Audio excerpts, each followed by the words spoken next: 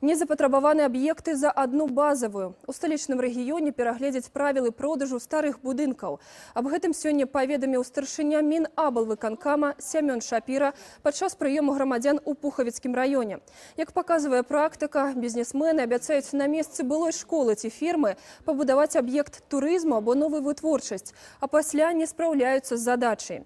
Адно з магчымых новаўвядзенняў, такім пакупнікам неабходна будзе прадстаўляць даведку аб наяўнасці сродкаў на рахунку, по аналогии с работой банков при выделении кредитов. Анализ показывает, что все, что мы за одну базовую величину продали, все стоит, рушится и создает нам проблемы. И в такой ситуации, видно, скорее всего, необходимо уже подгонять бульдозер, чтобы там не представлять опасность для местных жителей, для детей, которые в этих пустующих зданиях бегают, играются, а сносить и наводить порядок там.